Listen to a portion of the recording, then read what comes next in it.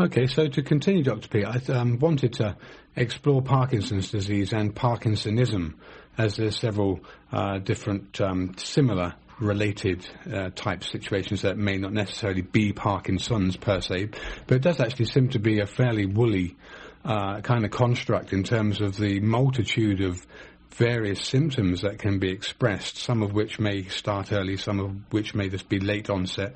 But basically they go over the mechanism that's discussed today about the disease and its treatment, and highlight your approach to this condition later on to understand it the way you do. So the terms used to describe long-term degenerative disorder of the central nervous system affecting mainly the motor system, but which can involve the sensory system, with cognitive and sleep and mood disturbances also noted as part of the picture. There's a compound here, and I know we talked about this the other day, alpha-synuclein, a compound present in these so-called Lewy bodies that are present under microscopic examination, found within the substantia nigra. In the brain, right? Yeah, as well as several other brain regions, and they are diagnostic for Parkinson's disease. Okay, so several Parkinson's genes are involved, and they've been highlighted here. I'd like to pick your brains about some of those as we go on through this, but so far as the functioning of waste product digesting lysosomes that may be linked to the inability to break down alpha-synuclein, there's a protein also called dardarin. Now, the primary symptoms of Parkinson's result from the loss of dopamine secreting cells within the substantia nigra. And there are 5 major pathways in the brain that we know now. There may be more, but there were 5 when I was studying, connecting other brain areas with the basal ganglia. These are the motor, so this is a movement, ocular motor, where the eyes will track the hands, or the eye movement will track the movement externally. The associative, the limbic, and the orbitofrontal circuits. Now, all of them are disrupted, essentially, and this disruption explains the many varied presentations of the disease. So, in terms of how you understand the nervous system and physiology, just to start with the motor circuit and how higher brainstem functions interact through nerves to elicit muscular contraction, for example, because we'll talk about the tremor of Parkinson's disease, and we'll go on later to describe some of the drugs and treatments that can be used, but they are also responsible chronically for the same symptoms, such that it's almost a worse outcome than the initial outcome, so it's not a particularly successful treatment. But in terms of the motor system, of the nervous system, and the various drugs, second messengers, etc., that exert those controls, how do you see this motor circuit working in the body, and how would you perhaps be able to rationalize an alternative approach to the treatment of Parkinson's disease, given how you know?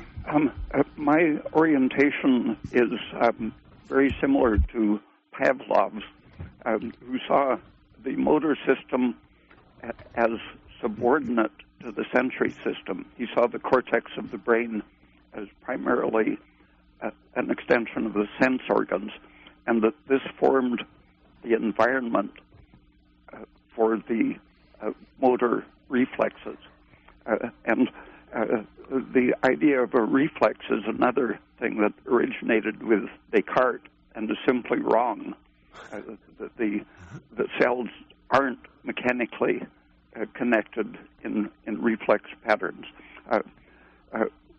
One of the first people in the West to analyze this carefully was the French existentialist, so-called philosopher, Maurice Merleau-Ponty, who analyzed the meaning of reflexes. And he clearly shows that there are no reflexes in the Cartesian sense. And if you attend a neurology course, you'll probably find people still arguing that there are simple innate mechanical reflexes in the Descartes sense. Mm-hmm.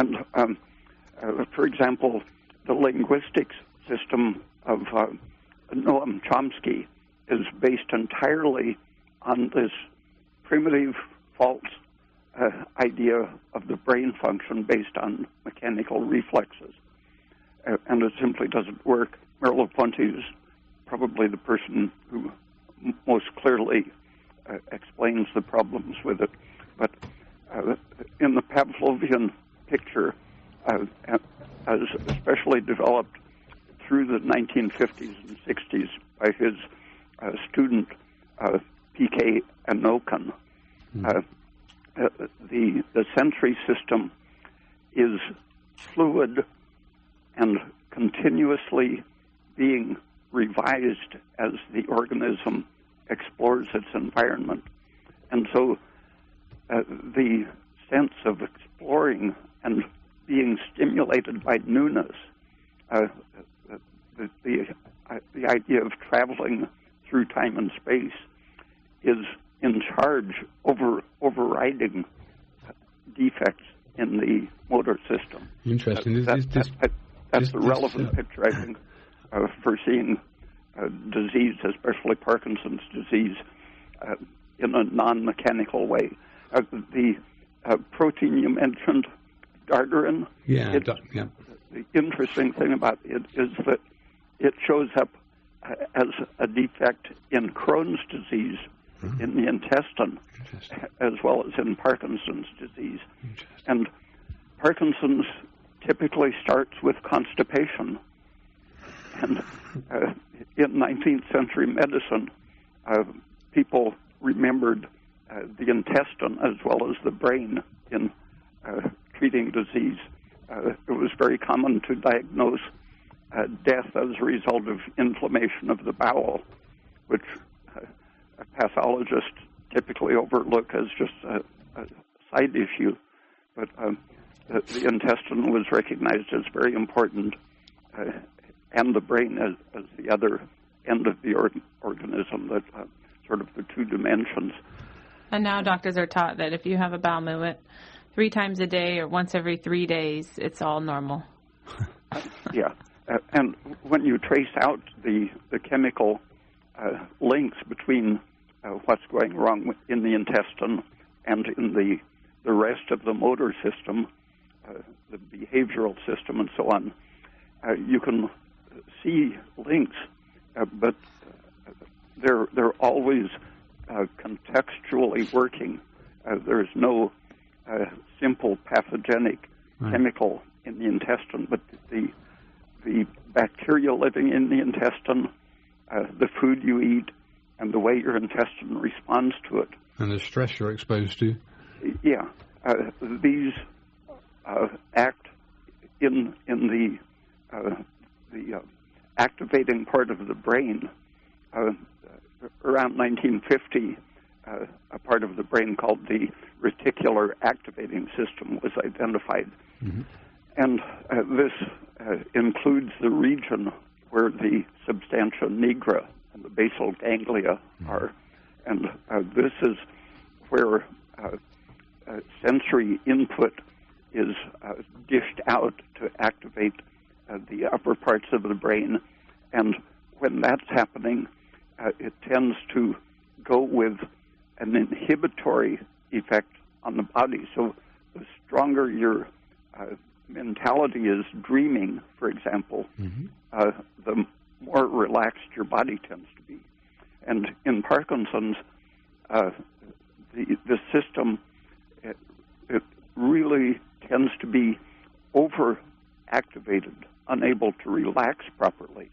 And so a characteristic thing is that during sleep and dreams, the person who is developing Parkinson's disease doesn't relax properly. The body, if they have a dream, they might scream and thrash around and hit people.